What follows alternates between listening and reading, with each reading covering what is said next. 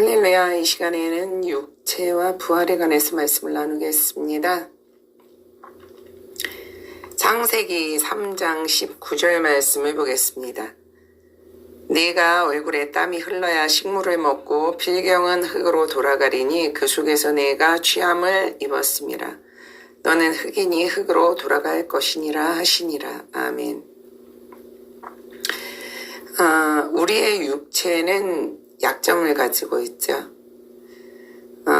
그런데 이 육체를 나로 그렇게 믿고 의지를 하는 것은 영세주의가 될 수도 있고, 그러다가 자살을 하는 사람도 있습니다. 자기에 대한 그 실상을 정확히 파악하지 못하고 잘못 파악한 것이죠. 육체가 전부라고 파악을 한 것이죠. 그런데 우리의 이 육체는 하나의 도구일 뿐인 것입니다.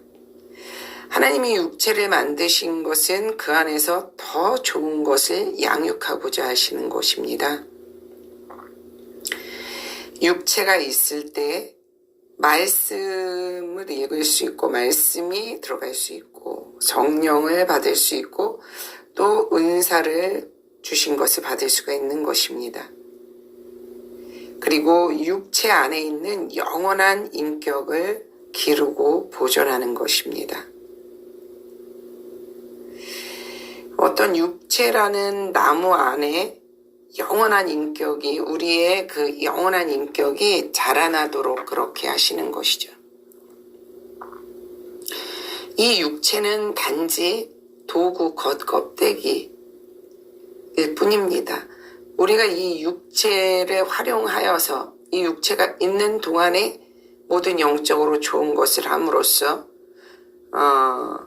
우리가 영원히 사는, 부활해서 영원히 사는 그 영혼의 그 인격, 영혼은 영혼이라는 것은 영원한 인격을 말하는 것입니다. 우리의 영원한 인격을 만들어가는 거예요. 그래서 여기서 중요한 부분이 있습니다. 그래서 마귀는 우리의 인격을 짓밟는 그 마귀 역사를 합니다. 마귀 역사할 때 보면 처참하게 우리의 인격이 짓밟혀져요. 그 이유는 이걸 알기 때문에 마귀가 시샘을 하는, 너무너무 시샘하고 싫어하는 것이죠. 우리의 영원한 인격이 아름답게 그렇게 되어지는 것이 너무너무 마귀는 싫은 거죠. 그래서 이걸 짓밟아 버리는 거예요, 인격을. 그래서 여기서 승리해야 되는 것입니다. 인격이 처참하게 짓밟히는 그것을 당하게 돼요. 그러면서 그것에 승리하면서 우리는 영원한 인격으로 그렇게 만들어져 가는 것입니다. 그런데 이제 우리의 초점이 세상 사람들, 믿지 않는 사람들은 육체에만 국한되어 있어서 육체를 위해서 어떻게 살 것인가에만 초점이 맞춰져 있어요. 그런데 우리는 우리의 그 영원한 인격을 어떻게 가꾸고 만들어갈 것인가에 초점이 가야 되는 것입니다. 그래서 내 인격이 짓밟히는 거에 대해서 그렇게 심각하게 생각을 안 하는 훈련을 해야 돼요. 설사 인격이 짓밟히더라도 그것을 견뎌내야 되는 것입니다. 육체는 도무지 신뢰할 만한 것이 못 돼요. 병들고 아프고 그러면 더욱 느낄 수가 있죠.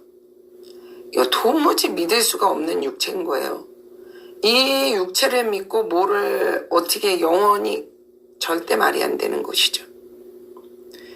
우리가 살아있는 동안에만 이 육체를 활용할 수 있는 질그릇과 같은 것이기 때문에 이것에 너무 의지하고 이것이 전부라 생각하면 안 되지만, 너무나도 영원한 것을 하기에는 소중한 것이 바로 우리 육체이기도 한 것입니다. 이런 육체를 우리에게 주신 하나님 앞에 교만하지 않도록 그렇게 하시는 것이죠. 정말 교만하지 않아야 하고 주님은 그렇게 하기 위해서 육체를 우리에게 주신 것입니다. 우리 육체를 바라볼 때 교만할 수가 없죠. 육체는 곡식을 가꿀 수 있는 어떤 기관과 같습니다. 곡식을 우리가 씨를 뿌려서 봄에 씨를 뿌려서 가을에 그것을 거둡니다.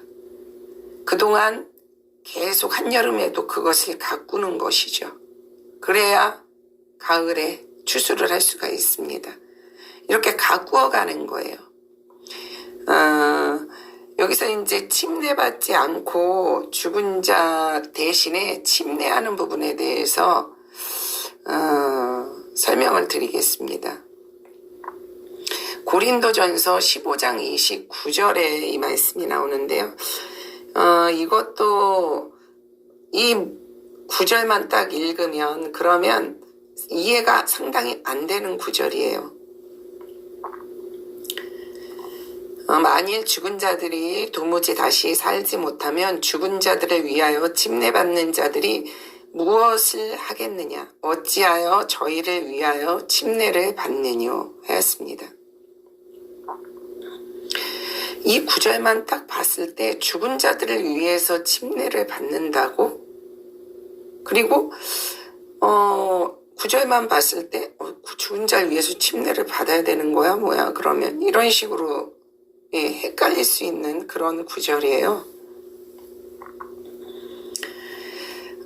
의문이 제기될 수도 있는 그런 구절입니다. 말씀을 읽다 보면. 그런데 이것은 이제 그 당시의 그 시대상도 알아야 돼요.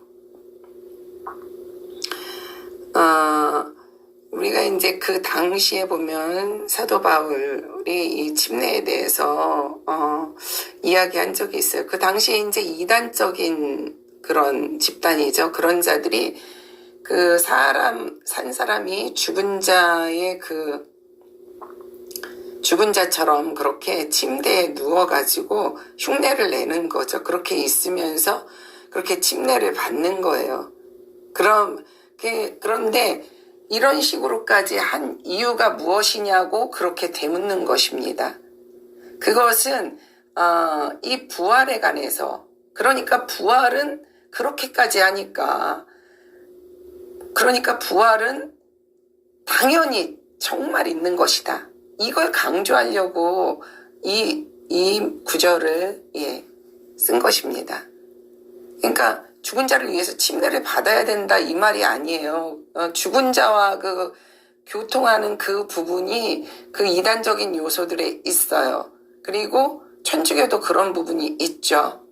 사도신경이 나중에 뭐 그걸 다루게 될지는 모르겠지만 성경에 사도신경이 없습니다. 주기도문만 있지. 그런데 사도신경을 하는 교회들이 있죠. 근데 이 사도신경이 뭐 신학적으로 자꾸 그걸 따지는 것은 뭐 좋지 않을 수도 있지만 좀 문제가 되는 부분이 있어요. 왜냐하면 성도가 서로 교통하는 것과 이것이 죽은 자들과 천주교는 교통을 하거든요. 그래가지고 죽은 자를 위해서 헌금을 하면 그 사람이 더 뭐 이렇게 좋게 되고 그 영혼이 그런 게 있습니다. 그래서 왜냐하면 이 사도신경은 카톨릭에서 만든 것이에요. 그래서 뭐 거룩한 공예가 나오죠. 그 카톨릭 공예를 얘기하는 거예요. 말씀에는 절대 이 사도신경이 나오지 않습니다. 그것처럼 죽은 자들과의 어떤 교통을 이야기하는 부분들이 있어요. 근데 이제 그 시대에, 그 당시에 그렇게 이단적인 집단에서는 죽은 자 대신해가지고 그렇게 침례받는 그런 것, 그렇게까지 하는 이유가 무엇이겠냐고 바울이 그렇게 이제 예를 들어서 설명을 한 것이지, 죽은 자들을 위해서 침례를 받거나 세례를 받아야 된다고 그렇게 얘기하는 것은 아닙니다. 예. 이 구절도 이단성 있는 그런 곳에서 이거를 들이대고 또 이렇게 논쟁하고 이렇게 끌어들이려고 할 수도 있기 때문에 이 부분을 더불어 설명을 드리는 것이고요. 그래서 우리의 육체가 있을 때 영원한 인격을 위해서 회개하고 또 거듭나야 되고 진리를 사모해야 되고 그리고 성령을 모셔야 하며 은사를 나타내야 하는 것입니다. 육체가 있을 때만 가능한 것이죠. 육체가 떠나서 정말 육체의 수명이 다하면은 할 수가 없는 부분들이고 그러니까 육체는 너무나도 감사한 것이지만 초반에 말씀드렸다시피 육체가 모든 것이고 전부라 생각하면 안 되는 것이라는 것이죠. 우리의 영원한 인격.